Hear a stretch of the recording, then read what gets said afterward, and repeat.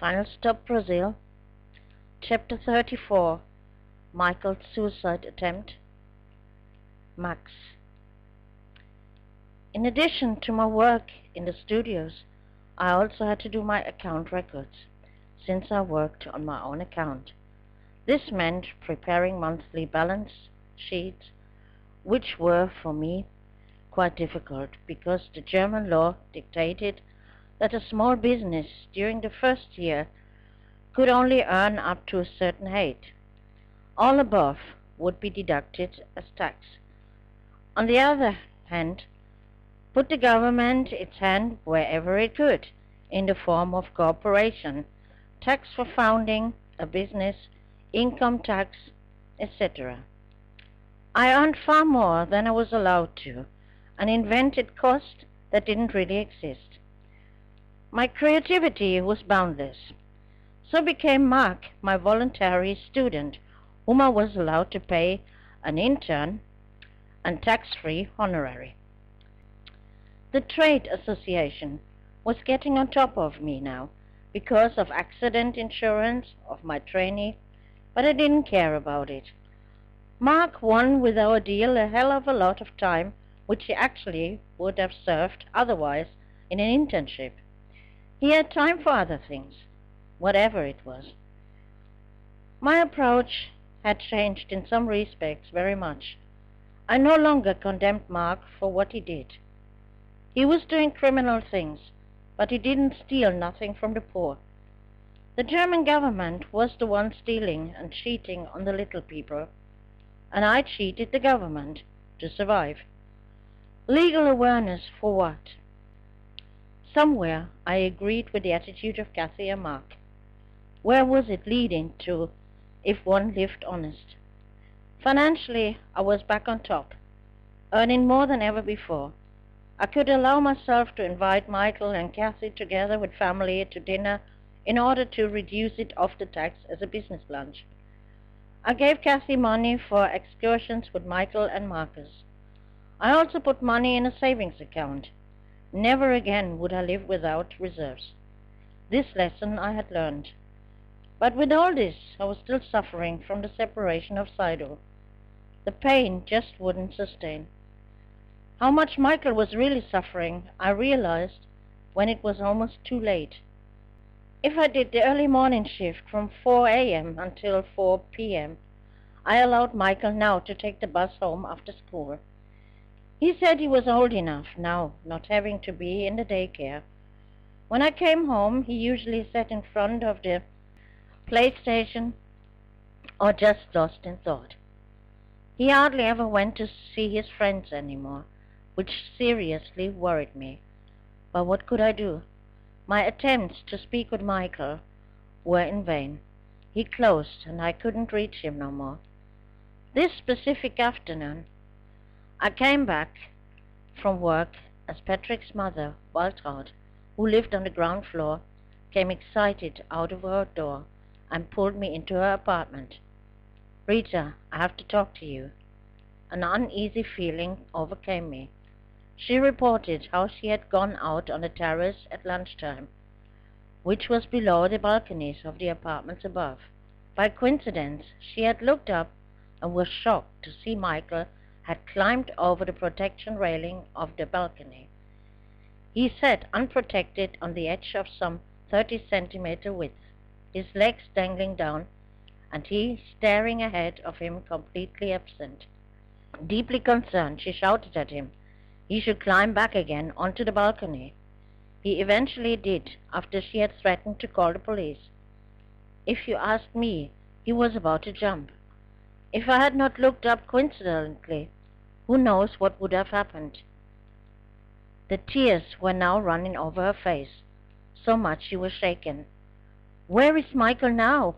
I asked while I was already at the door. "He is up in the apartment, but doesn't open the door." I flew upstairs, opened the door, calling after him. Initially I ran to his room, but found him in the living room. He just sat there, staring into space. "Michael, for God's sake, what have you done?"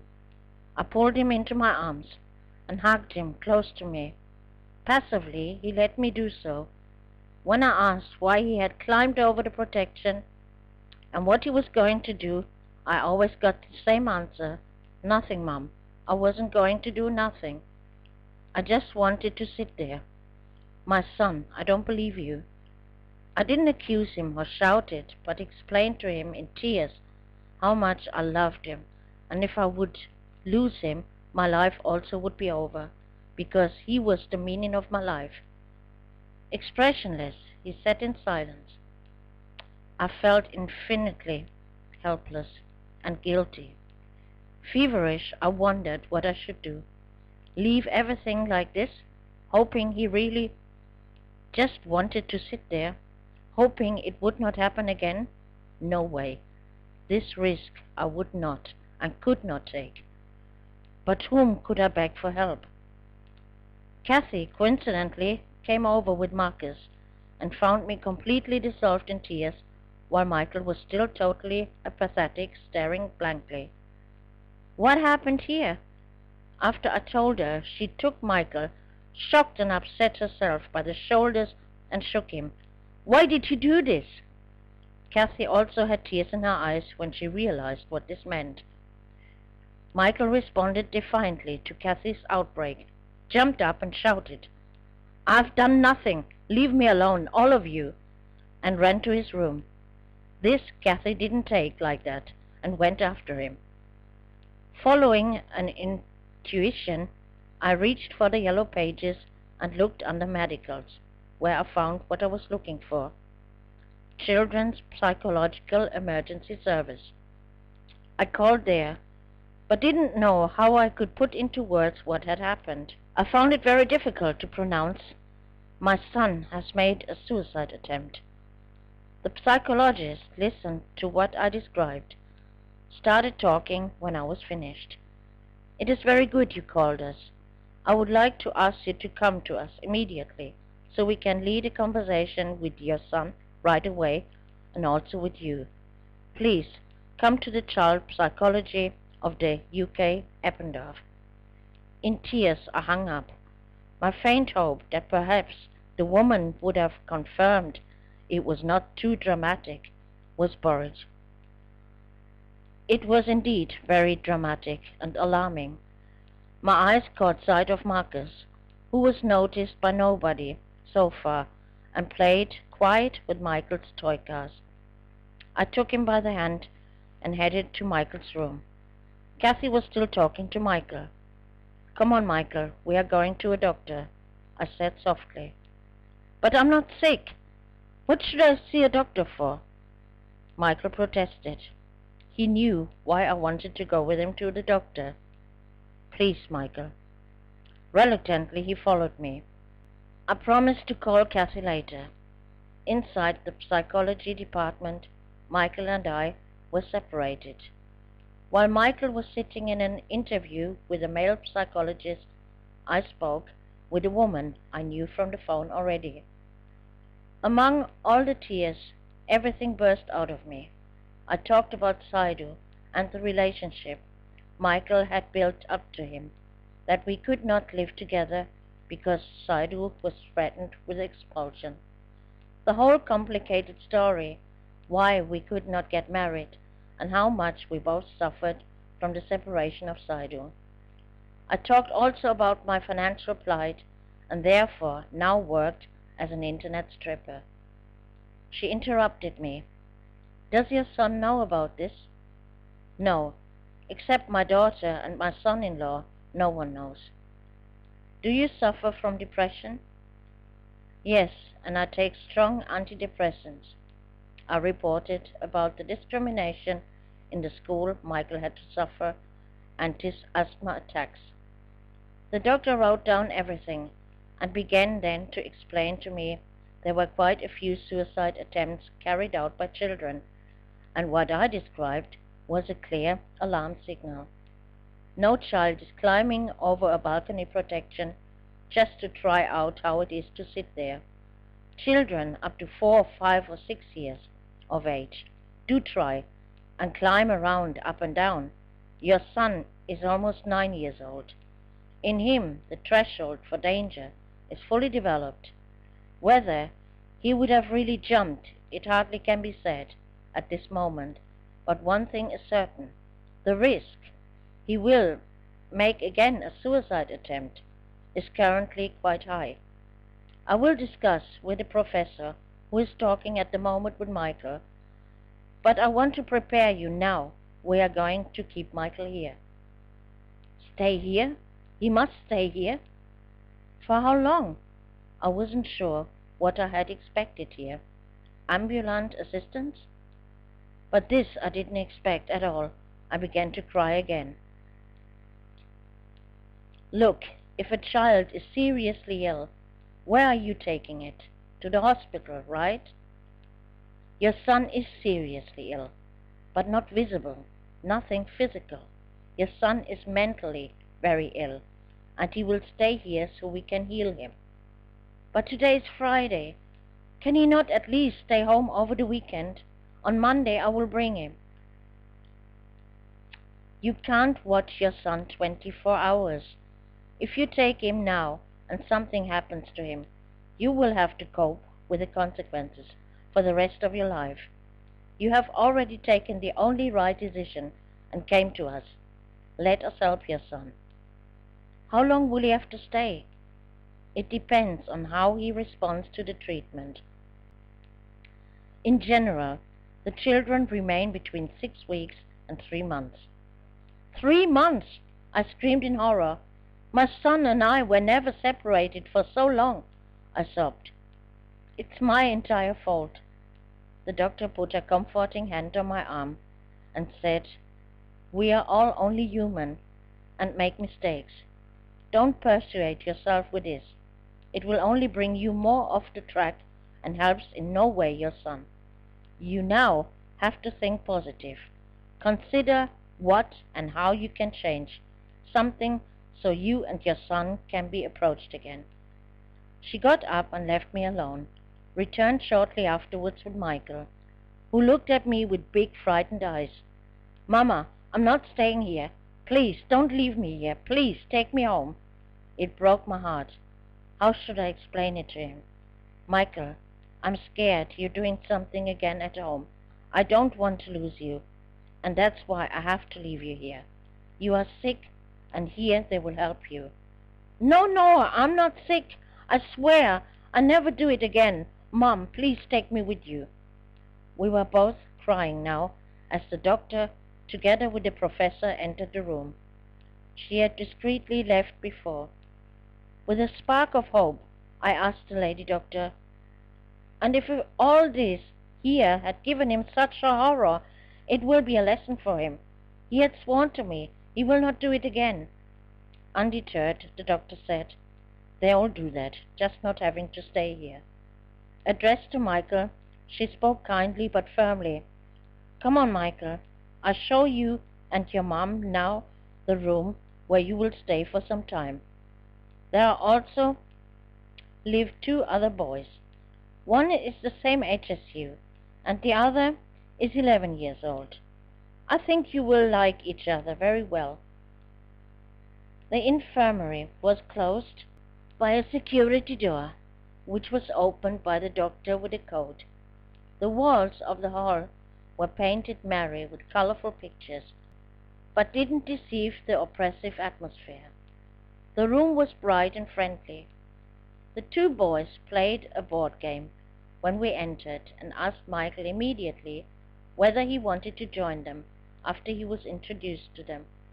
But Michael just shook his head. Michael, make yourself a little familiar with the boys, and then I'll show you the books we have while your mom goes home to get some things for you, okay? Said the doctor, and pulled me out of the room. When you come back, I will still explain a few things to you, she said kindly. When I returned to the hospital with Michael's clothes and toiletries, the doctor asked me again into the surgery. Can I say goodbye to Michael? It's better you don't. Don't make it unnecessarily hard for both of you. We will work with Michael in a playful therapy, in talks, and let him paint pictures. Medications we give only in exceptional cases. The visiting hours. In the first 2 weeks, you are unfortunately not allowed to see Michael. Then every 2 weeks on Saturdays and Sundays. Depending on the success of therapy, later every weekend, and towards the end of the therapy, he may spend the weekends at home. The school he will continue here at the hospital. Later, we will give him permission to spend hours of his free time outside of the hospital. With you, I would like to have a conversation twice a week. Then I will tell you in detail about Michael's progress. But I would like to ask you to please speak openly with me. For questions, you are allowed to call at any time. I cried all night. How could I have been so stupid? Stupid to think I couldn't live without Saydou. Michael was the most important and dearest person I had. I had been blind not to see how much Michael was suffering. It was me who had to change life, and this as quickly as humanly possible. Saturday was just terrible. I realized the absence of Michael, so painful, and was drawn out, empty and lonely. No breakfast together, nothing. No one there. Now I was all alone in this big apartment. How much would I have needed someone by my side, a partner who gave me strength, to strengthen my back. Again I cried out of sheer self-pity and about Michael. Later Kathy and Mark passed by, and I told them what the doctor had said. In addition, I voiced my doubts to have done the right thing.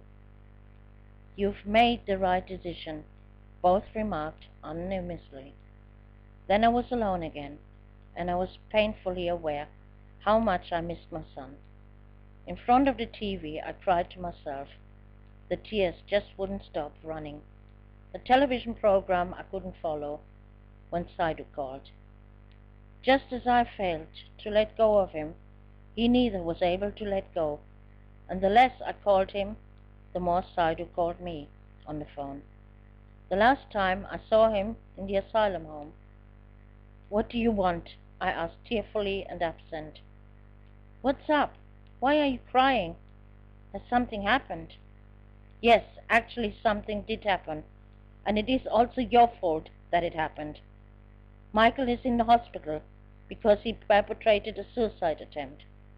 I assaulted Saydou angry. Hospital, Saydou understood, but with the word suicide, he could not handle. I replaced it, and he understood. "I am over there in half an hour." Before I could say no, he had already hung up and stood at my door half an hour later. Excited, he wanted to know exactly what happened. While he was comforting me in his arms, I told him everything in tears, but inside me grew a rage, and finally I shouted at Saydou, "I will not allow any more letting you destroy mine and Michael's life. It is your fault also, with all this endless back and forth. Michael loves you, but he cannot trust you any more, nor can I. To Michael's own sadness, he sees his mother unhappy every day. Go, get out, go and get married to your girlfriend and be happy with her." I sobbed. Affected, he said softly, "I'm so sorry for what happened. Of course I also love Michael, and I will not let you down." "Oh, you don't let us down now? For how long? Until Michael is better, so you can then decide again you can't continue like this?" "No, Saydou. Also, I can't take any more." I protested desperately. "Mon amour, the woman with whom I'm together knows already a long time I don't love her, but only you. She keeps fighting with me because I speak constantly of you and compare her with you. I told her I cannot and will never forget you. Just the mere fact I speak German I owe you, among many other things you have done for me. Nothing of this I'll ever forget." For the moment Saydou was the shoulder I needed to lean on, but inwardly began my struggle to free myself of him finally. "Rita, I don't want to beat around the bush. I will leave Hamburg. From next week on, I have a new job in Berlin," Jana told me. Sadly and concerned, I took it to the attention. She was dear to my heart, like a daughter. Finally, we had lived daily under one roof. I knew everything about her. Her boyfriend walked in and out of my place. Sometimes friends of her had spent the night with us. She never had disappointed the confidence I had in her. Now she was about to tear another gap in my life. No question, I would have to look for a new tenant, not to leave the room unoccupied. But one thing was certain. No one would be as close to me as Jana was. I shuddered at the thought to have a stranger in my place. Jana was long since not a stranger. She had become part of the family. First off, I continued my work in the studio, but the work was no more fun. On the contrary, the job disgusted me. Through the talks with the doctor, it became clear to me that exactly this job was a big part of Michael's sad state. Not just because it took a lot of my time for Michael. The doctor explained it to me. In conversations with Michael, we found out both of you have an unusually strong bond with each other. Michael has a very strong sensitivity to your condition. Without knowing what you do professionally, he is sensitive enough to feel you do have a work you can't identify yourself at all with, that you are bitter at heart to execute this work for financial reasons, as you believe. All you told me about it, you like it, nice colleagues, and. It is all superficially. Michael suffered much by the fact that you had dodged him, I guess out of shame. She hit the nail on the head. The first visit was at hand. The doctor prepared me it would not be easy. First off, all the children are projecting all their pent-up anger to the parents. This is a very normal reaction. Don't take it too much to heart if the visit will not be fulfilled by the joy of reunion. Inside of Michael still exists a lot of anger and sadness. Michael has two sides. On one hand, he is a very friendly and obedient boy. He makes us no difficulties, plays and laughs with the other children. But his pictures he paints are still scary. Basically, he uses the color black and paints somber figures. Threat and death are the things he expresses. We still have to work very much with him. Those words drove back tears in my eyes. Since Saydou necessarily wanted to see Michael, I asked the lady doctor what she thought of it, if he came with me for the first visit. Try it. Michael likes Saydou very much, and only speaks positively about him. But of course the confidence is disturbed by all this moving in and out of your house. At times he was there, then again he wasn't. This is not the constant Michael needs. If Michael reacts negative to his visit, the next time you come alone. How is your relationship to Saydou currently?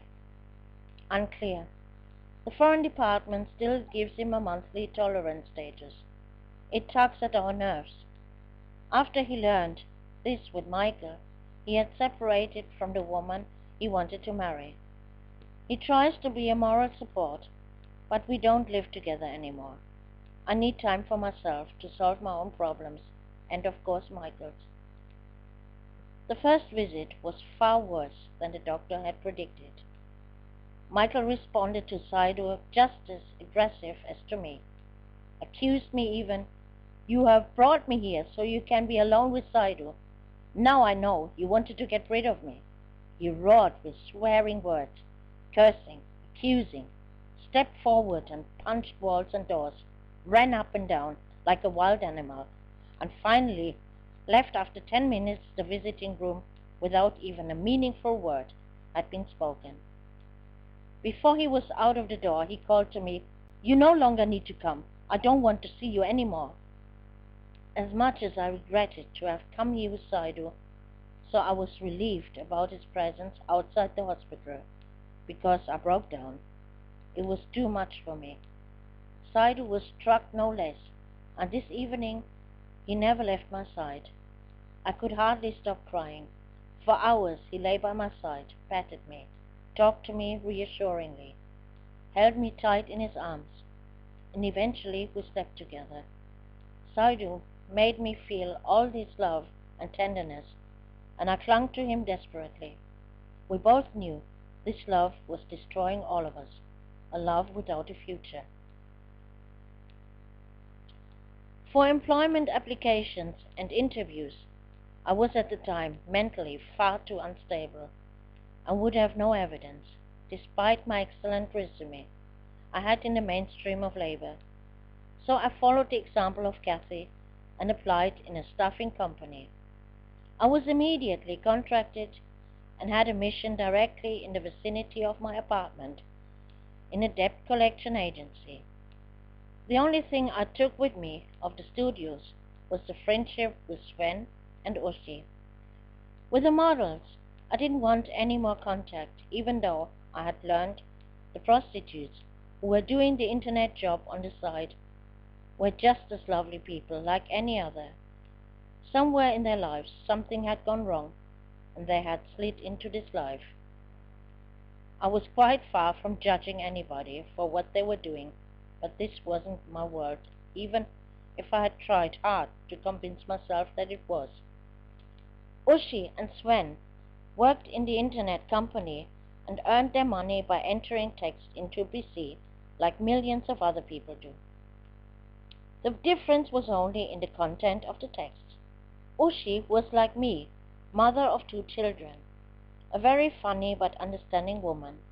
She could empathize how I was feeling without Michael and invited me into her large bright apartment where she lived a happy and cheerful life with her family. In brilliant sunshine, we were taking coffee on the balcony or her husband put on the barbecue. Step by step, I returned back to a normal life. I sat on one of their cozy rattan armchairs, her little mongrel dog on my lap, caressing tenderly its neck.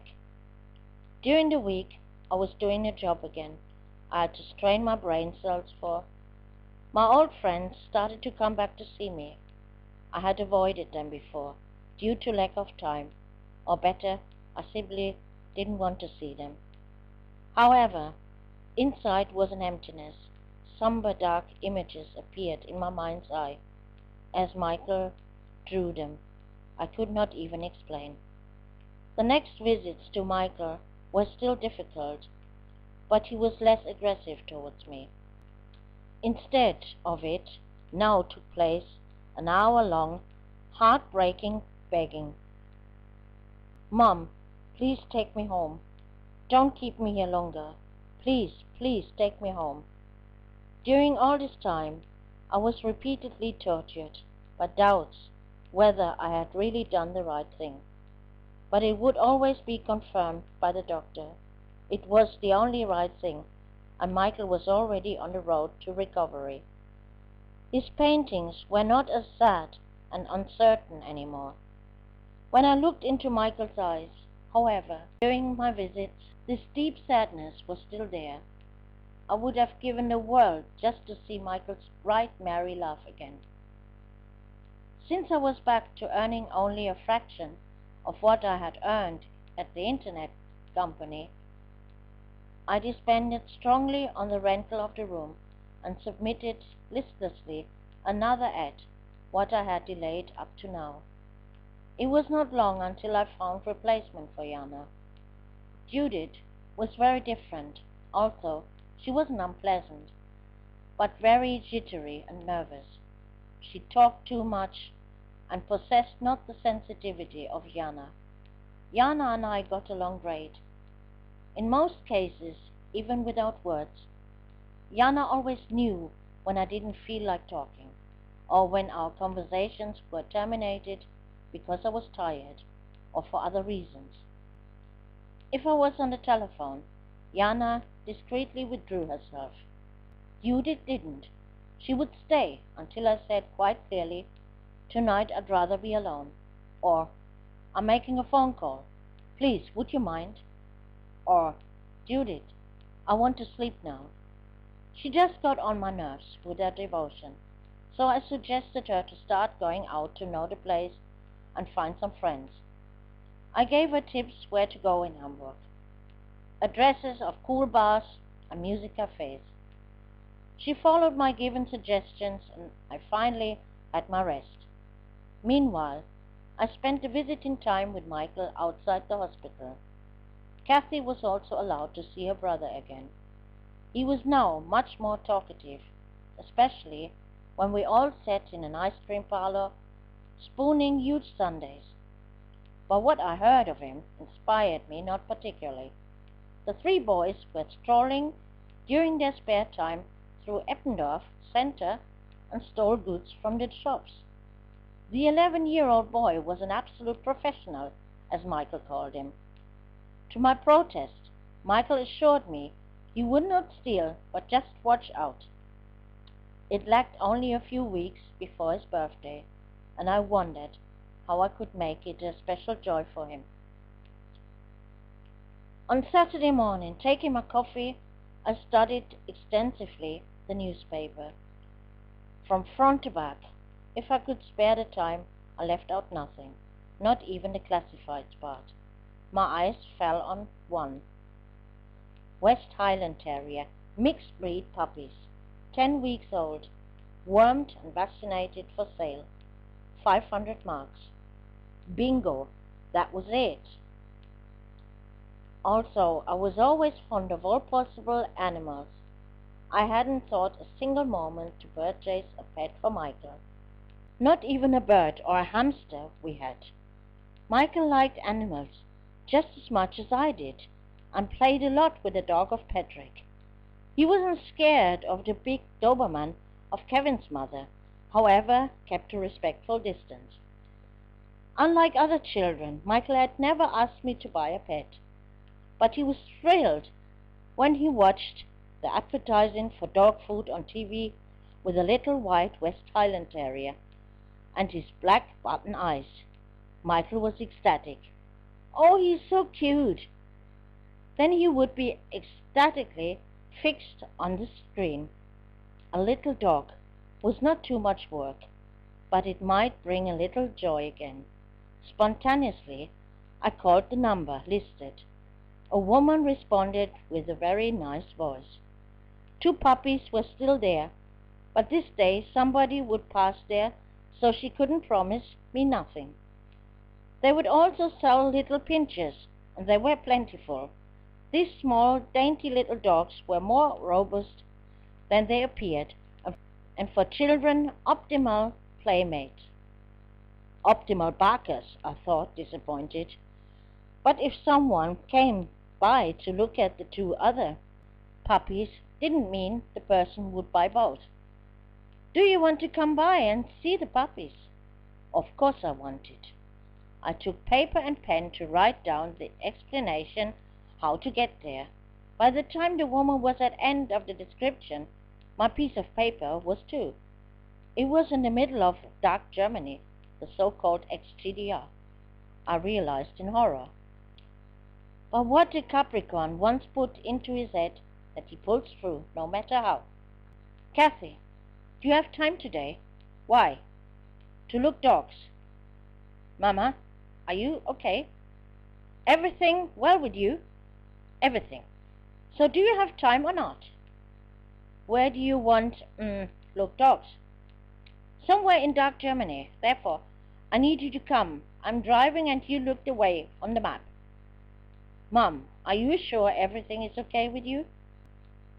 "I mean, there are also dogs to look at in Hamburg." "Why do you want altogether look at dogs anyway? And don't tell me now you want to buy a dog. Don't you have nothing else to do?" "It is for Michael. I think it would be exactly the right thing now. But first I just want to look only. Then I can think it over." Doubtfully, I looked at the long way. "But do you have to look for Aussie dogs?" "Stop talking rubbish. Get ready. Prepare Mark. He must take care of Marcus. I think we're on the road for several hours." Doubting, Kathy looked at me to get certain whether I was actually okay, and I looked at her how she squeezed in my little Peugeot. She was now 8 months pregnant, but looked like in the ninth with quadruplets. In a good mood, we started our adventure into unknown realms. What did Mark say? What should he say? He is totally agreeing with me on it. You are quite the old one again, just as crazy as you used to be. We both had to laugh about it. But after 3 hours' drive, we were no longer laughing. The area in East Germany was getting more and more dark and gloomy with its ruined farmhouses, small suiting factories and miserable roads. I would like to know where all the millions have gone to. Our politicians have allegedly pumped into this Eastern Germany.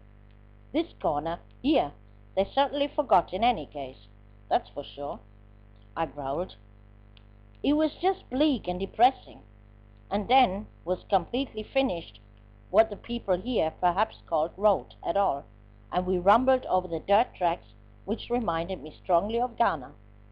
I was getting afraid for my car, but not only that.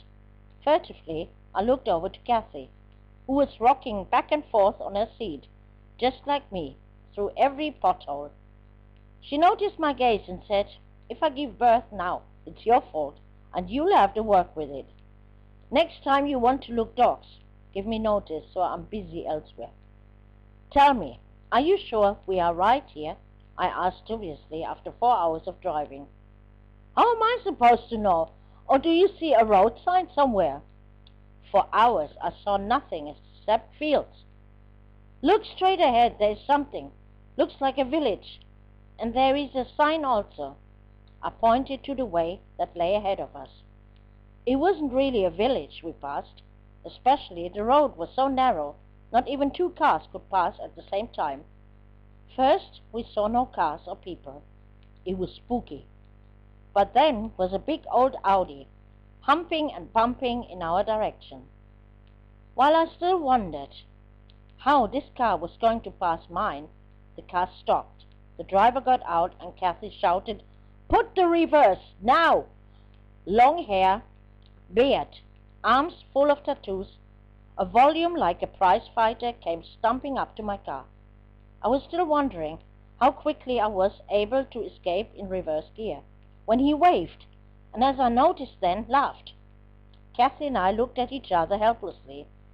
A little away from us, he called we needed not to fear. He was the husband of the dog breeder, and came to meet and guide us to the farm, since it was not as easy to find the way from here. It wasn't easy the entire way, I muttered to myself, as I shook his hand. After 4.5 hours' drive, we finally had reached our destiny, the farmyard, where all sorts of animals amused themselves. Chicken, geese, pigs, dogs, cats, and even a small deer. The woman was personally as nice and friendly as she had been on the phone.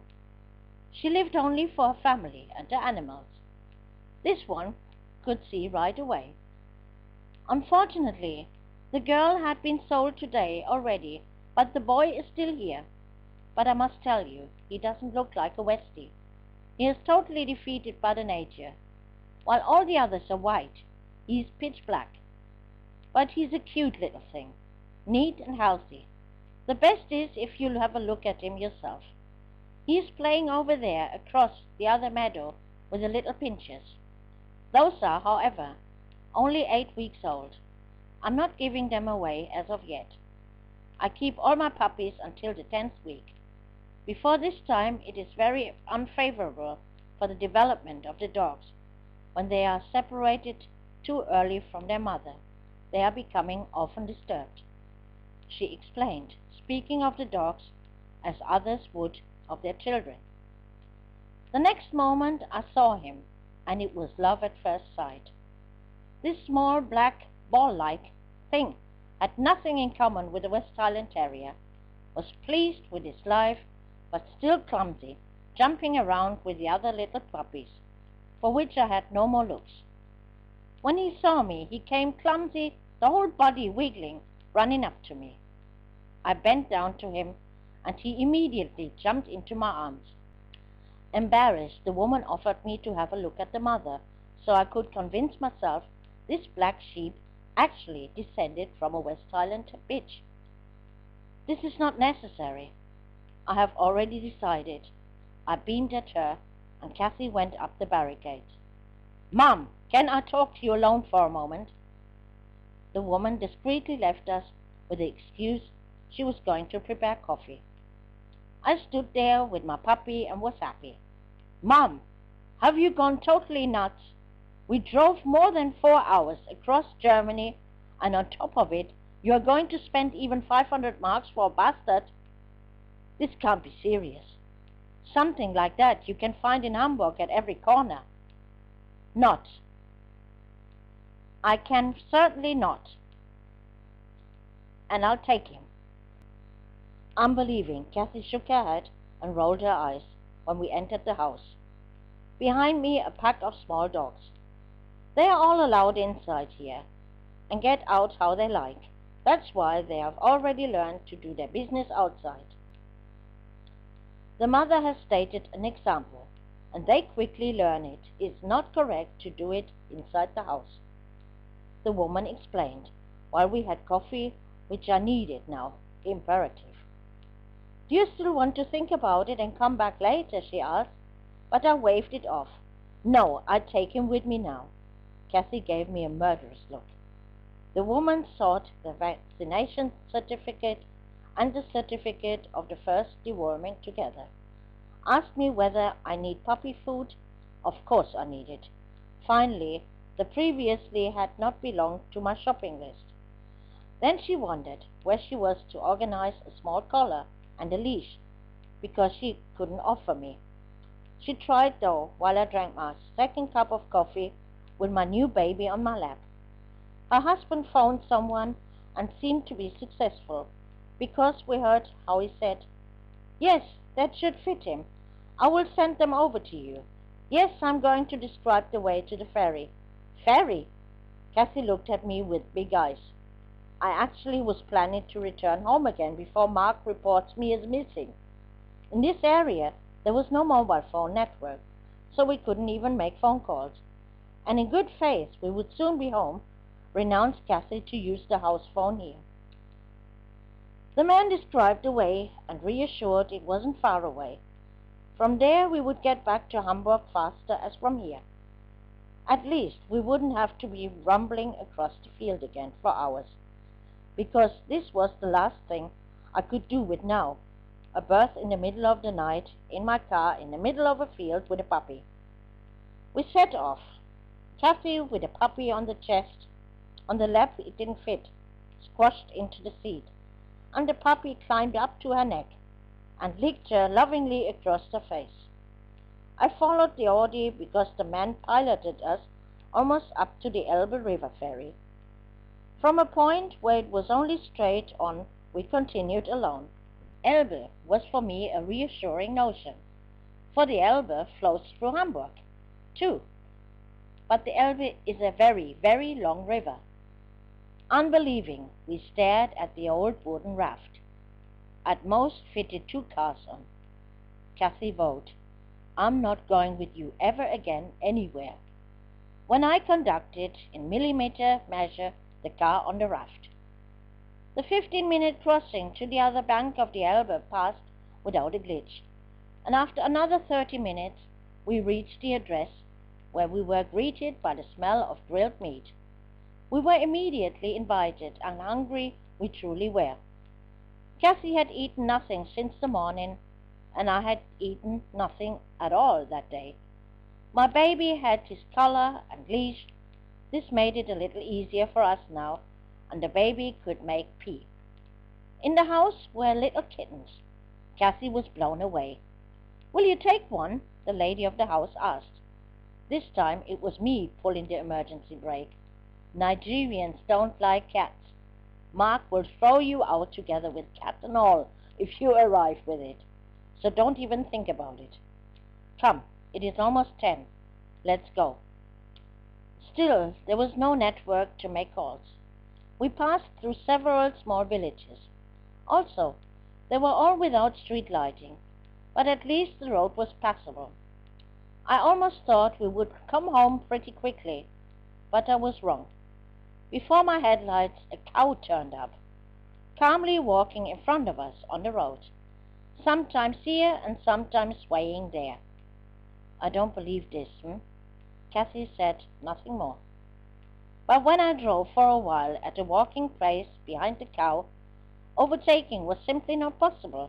The road was too narrow and the cow was swinging out. Cassie commented anxiously, "If this cow is going to Hamburg too, we are not going to make it in 3 days to come home." I looked over to her to determine whether she was serious. "Mama, do something." "Do what, Mama?" I mimicked, irritated. "What shall I, in your opinion, do with that cow?" The baby slept quite nicely snuggled in Cassie's neck. I got out and walked resolutely towards the cow, which now began to run faster. I ran after it, but at some point I turned around and ran back to the car, where Cassie waited dissolved in tears. Tears of laughter. "Wished I only taken the video camera. Nobody will believe this," she cackled. Hoping the cow would keep up its fast pace, I went on. Was quickly back behind the cow, which had slowed down again. All blowing of the horn was useless. The cow didn't mind. Again I stopped, got out, and shouted up and down the sides of the road, "Help! Here's a cow running on the road."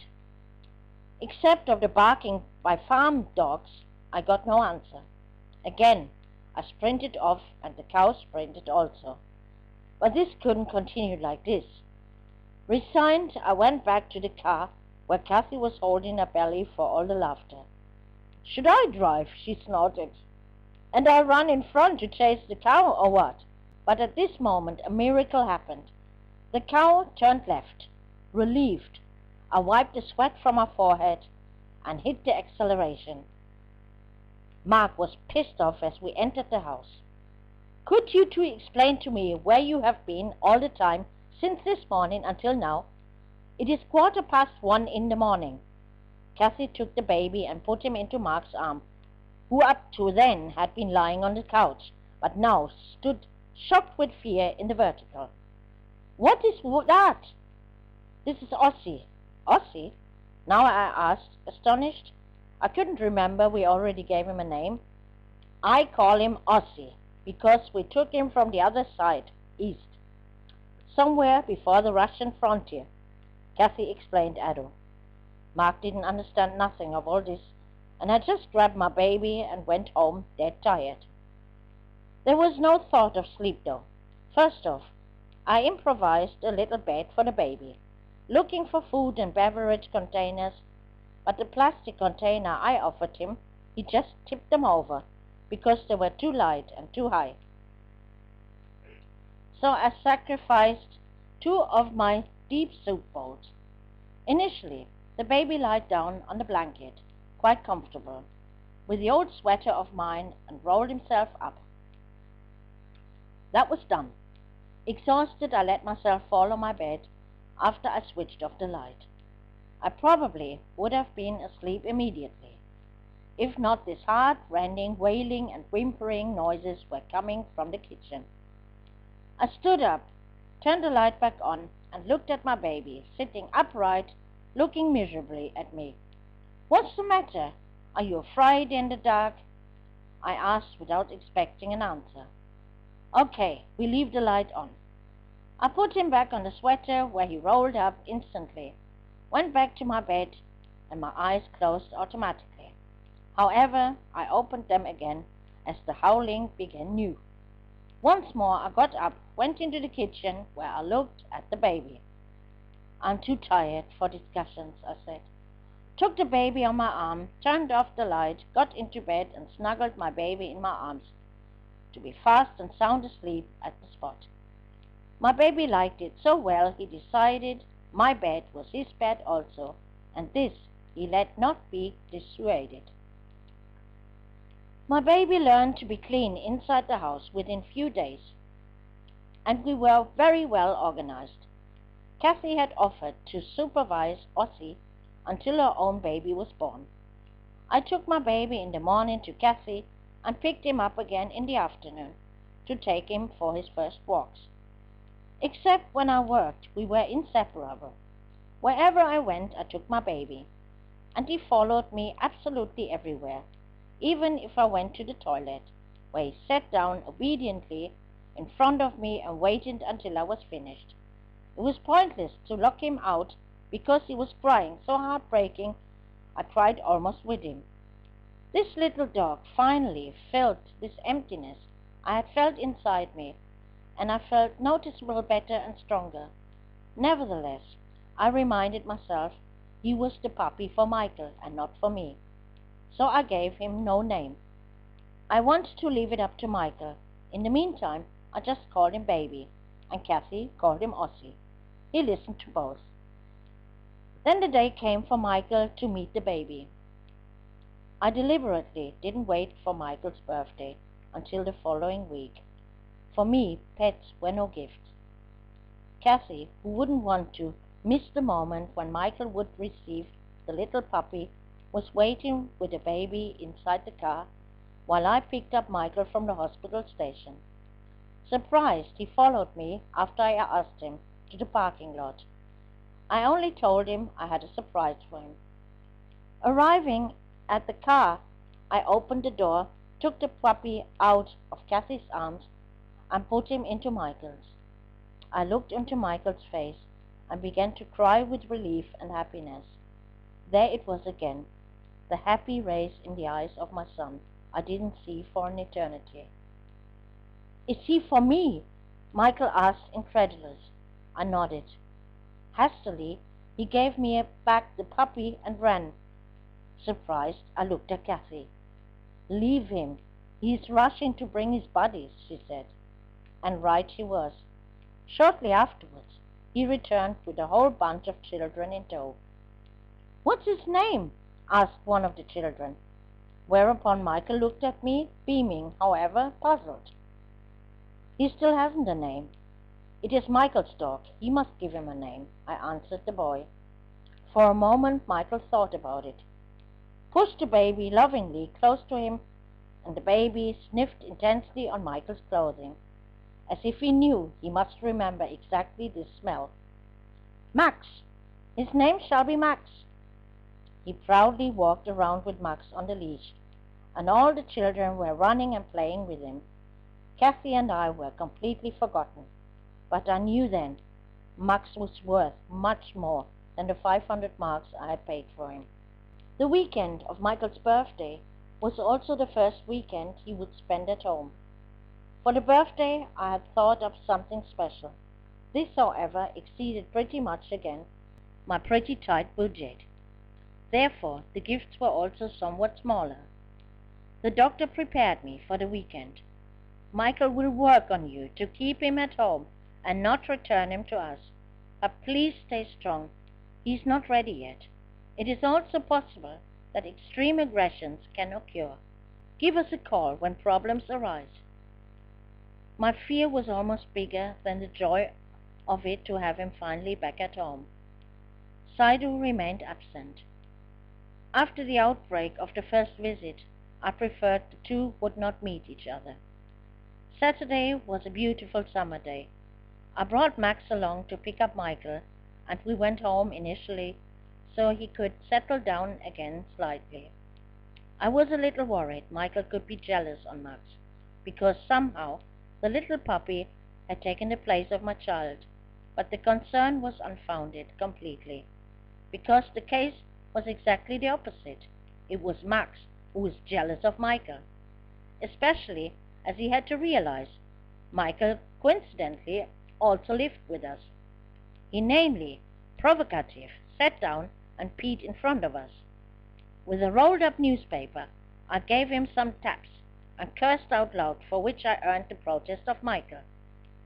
"Michael, Max is a small dog. He needs to learn what is allowed and what is not, and this number here is certainly not allowed."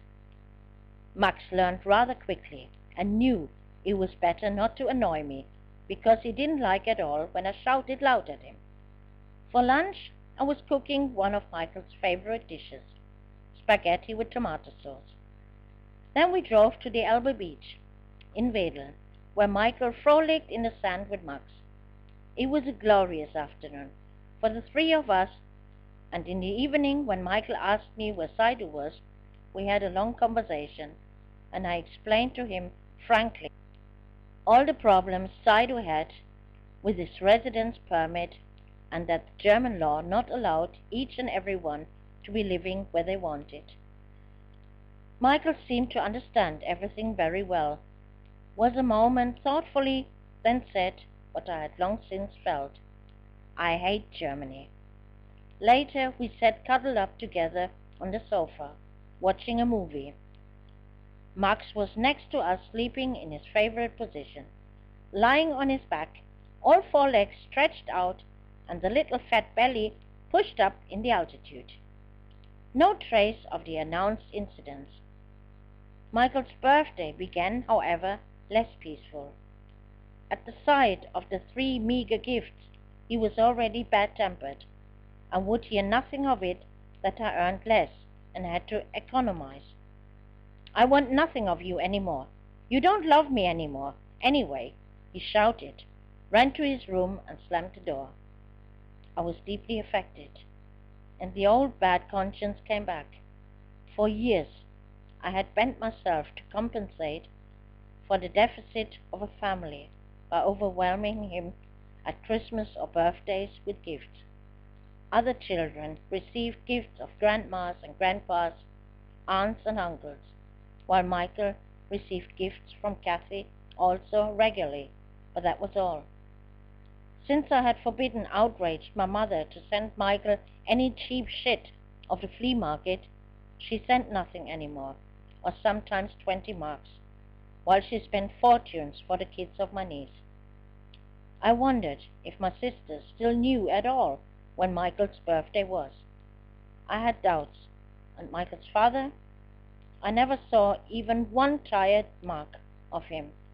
The last gift was the brown bear, the one Michael initially frightened as a baby, but he loved later idolatrous. Michael had never complained before, but I could see his sad face often enough when his friends had birthday and the families were overflowing them with masses of presents. The result I got for it now, always trying to keep up with large families, Michael measured my love for him with the number and value of gifts. Kathy, who came alone because we agreed to take 2 cars and needed the places for the bunch of children, explained to him I simply wasn't able to give him more, and besides told him how much I had spent for Max. This reconciled him, and when we set off to his unknown destination, he was so excited he forgot long since the deficit of gifts. With 2 cars full of children who were collected on the way, we arrived at our destination, the birthday party at a karting track. After all of them had been explained the rules, accompanied by cold drinks, the race began, and for Michael it was exciting and unforgettable. First time he drove a real kart and even managed the 3rd place in the first round and 2nd place in the second. Just like real races, the winners were honored with trophies and medals. Then the birthday cake we brought with us was shared, and in the evening we had fries and hamburgers. Michael fingered a slice of lemon from his Coke, put it into his mouth to chew it. The next thing I saw was Michael had turned dark red and desperately gasping for air. I leaped over the table, but at the last moment Michael had stuck himself with courage of despair, his fingers deep into his throat to bring out, with good luck, actually the lemon slice. When I grabbed him, worried, by the shoulders, he still choked. At home, he pressed his little dog close to him, and thick eyes rolled over his face. Please, Mom, please, don't send me back to the hospital. Please let me stay at home. I swear I am no longer sick. Mama, please let me stay with you and Max. He begged me so earnestly I also had to cry and spend all my internal forces not to give way to his begging. "Only a short time, Michael, then you will be home forever. But I want that you are completely well and never again so sad," I told him as I hugged him tight to me. On the way back to the hospital, which was for me just as hard as for him, he sat silently behind me, Max on his lap. When we reached the parking lot, he spoke the first time. "You don't need to take me inside," snapped the passenger seat forward and jumped from the car. Without looking back, he ran over the parking lot to the entrance and disappeared inside, without saying goodbye to me or Max. How much all this exceeded my forces, I realized only much later, when everything unloaded. In the meantime, however, I finally received good news of my lawyer. The application for divorce was now before the court. There was no more possibility for Geraldo to delay the proceedings. From now on, it was only a matter of weeks until the actual divorce date. This lawyer was a very capable lady, who incidentally also brought an action against the tax department, which had left me for months without pay. Then she sent a demand for explanation to the youth welfare, why I paid for years compound interest for Cassie's care. The case against the tax was indeed dismissed, but with the youth welfare we had more luck. Without commentary, suddenly fell away all the interest, but repayment of the interest I had paid unnecessarily the youth welfare would not even think of. The lawyer, despite the positive developments, saw little chance that the foreign department would still hold out. "Why don't Saydou actually fly voluntarily back to the Ivory Coast, and you follow him after you're divorced? If you marry him there, he can come back to Germany in with a few months without problems. From the point of bureaucracy, it is for the both of you much easier. You have no idea how difficult recently the register office makes marriages between German women and Africans, simply to prevent them. Entirely in agreement with the foreign department, they sit on the demand lever and can ask for documents we don't even know if they exist. Then the deadlines up to when documents are valid. This is another trap, which is very popular. If, for example, one of such documents is missing, the rest is no longer valid by the time the missing one arrives, and all documents must again be reobtained and authenticated by the consulate and the Court of Appeal. This costs all much time and money. Your Saydou doesn't have this time. I remembered Prince, who was now officially residing in Hamburg and never had problem with the foreign department, because they believed more in the marriages performed in the home countries of the husbands. From this side, I had not considered our problem until now, or didn't want to. Also, Saydou hadn't bothered so far to inquire which documents a citizen of the Ivory Coast needed to get married in Germany. For each country were different rules. For Nigerians, for example, it was now virtually impossible to get married in Germany. Cassie and Mark had tried it for a few years now and didn't get any further with it. They were having exactly the problems now described by the lawyer. One document arrived while the others were already invalid again. Mark, however, had no hurry because he was no longer an asylum seeker. His visa had been turned since long time in a student visa. But since Cassie was pregnant again, they decided now to make it serious and get married. Mark regulated it quite simple. He took Cassie, Marcus, passports, birth certificates, confirmation of civil status, and passed a week of holidays in Denmark. This week's stay was the only condition the Danish registry office required. They presented themselves without any difficulty and married there. This marriage was subsequently recognized by the German registry office, whether it pleased the German registrar or not. But for this possibility, Saydou was out of question. He had neither a passport nor a birth certificate, or a confirmation that he was not married. Introducing Max to him, I took the occasion to discuss the possibilities. But initially, Saydou didn't quite know what to make of Max. The spirited little bundle jumped fast like a flash onto Saydou's chest and licked across his face. Saydou grabbed him, held him by his long arms afar, and spoke in a stern voice but laughing, "Mon ami," not in the face. But then he kept him on his lap and caressed him. Max liked Saydou right away, and it reminded me of Michael when he was small. Max was like Michael, not afraid of black people, especially men. However, if a white man wanted to touch him, he was evasive and afraid. Only white women he didn't fear. I described the conversation with my lawyer to Saydou and confronted him with the problems of the procurement of documents. Saydou was initially happy to hear I would now be divorced soon, but I closed my report with the resolute words, "I am not the only one under time pressure, Saydou.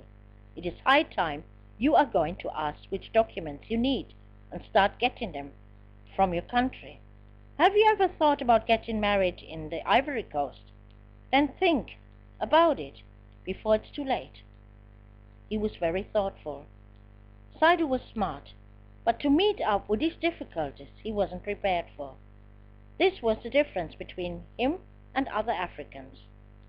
Saydou was lone, and although he was very popular, he kept himself fairly distant to others.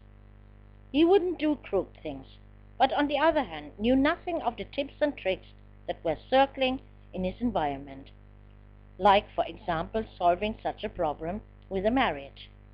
Until now, he had been full of convinced it failed alone due to the fact that I was still married.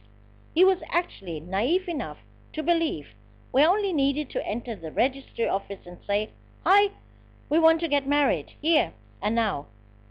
For me, the opportunity to marry in his country appeared as the simplest, even if it meant he would then spend several months there. Saydou hesitated with a comment about this until the next time he came to see me. He admitted to have taken this possibility in closer consideration. We talked about it in detail. I pointed out again he must decide soon, because there would be a lot to prepare for. I would have to subject myself again to the procedure of vaccination to be allowed to fly to the Ivory Coast. "Would you really fly there with me?" Saydou asked me with all the love in his eyes as he looked at me, actually knowing the answer. Our relationship was now different, no longer characterized so much of our crazy passion as before. No question, I still desired him, and sometimes only needed to look at him to make something stirring inside me, and I knew he felt the same. But when we made love these days, it was full of love, tenderness, and intimacy. It was a lot more than before. Max arranged himself wonderfully with the fact that Saydou slept some days in my place. Then Max slept at our feet instead of next to me. Initially, though, Saydou had these difficulties to accept the fact we were now three in bed, but saw soon enough he could not win. I was indescribably happy and relieved to have Michael back home again. Every free minute I spent with him and Max. We made trips to the park, walked with Max in the park of Planten and Blom, but both of them preferably raged at the beach of the River Elbe. Also, it was too cold for swimming. Max didn't only find a lot of friendship with other dogs on the way, but also in the neighborhood. In the park of our street, he had ample opportunity to romp with other dogs. Michael loved going out with Max and was very proud of his little dog. Taught him little tricks such as sit on foot, give me 5, lie, and some more. And Max was a fast learner. As it happened, he had much other behavior in a particular point, and different from other dogs.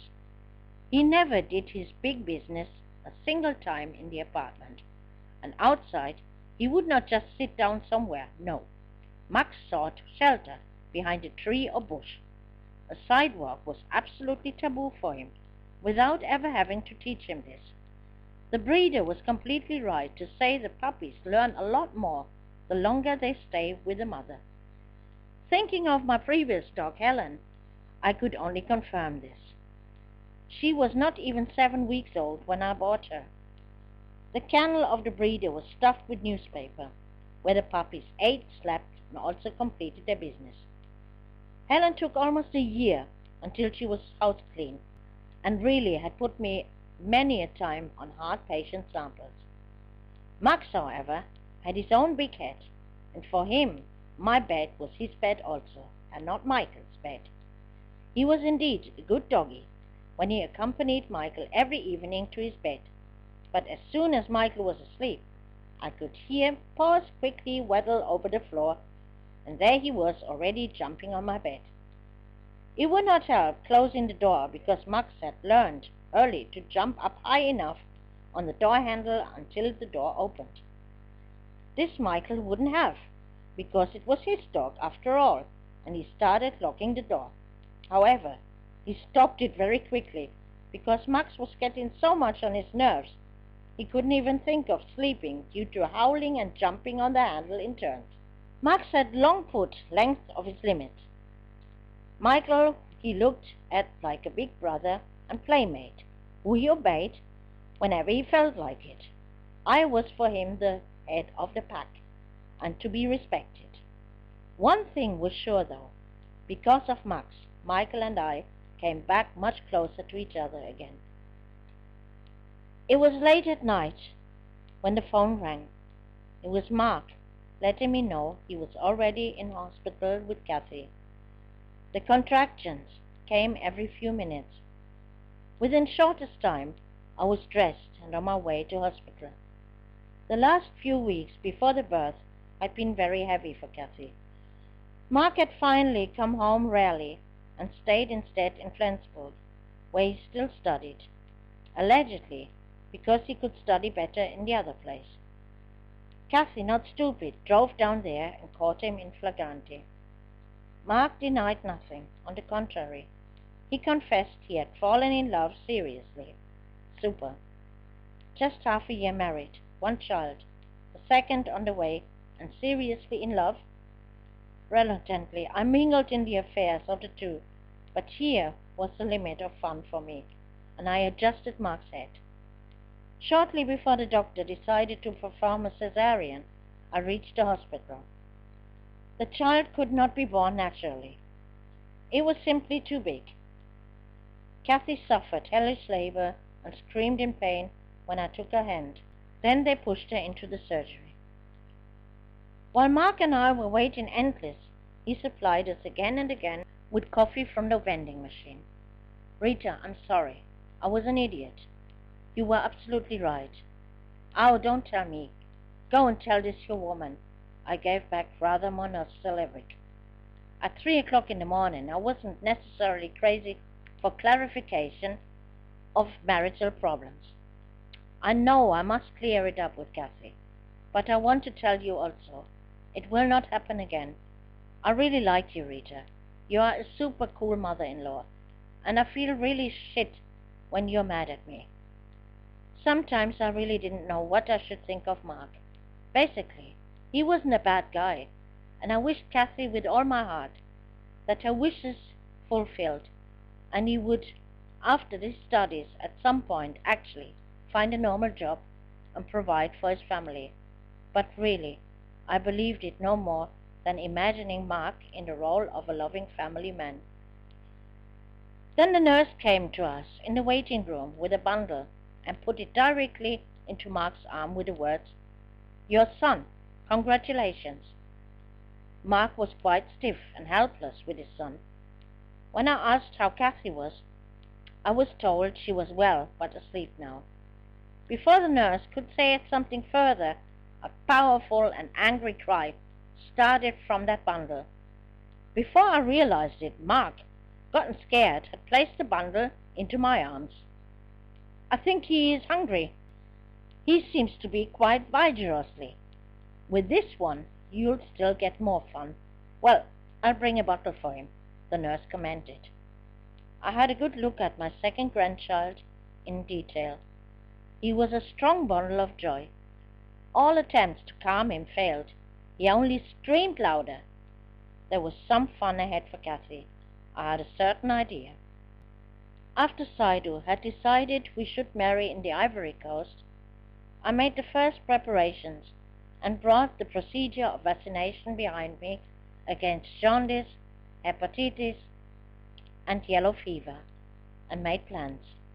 Again it was Gailey warning me. I start believing it only when you both sit in the plane. I responded annoyed.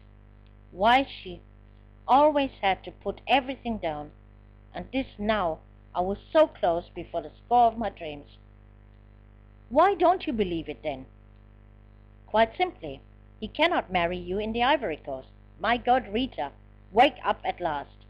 He has a child with another woman there, and as a Muslim, he is married with a woman, under guarantee. I couldn't stand it any longer with Gailey. I was angry at her, but for some reason with myself also.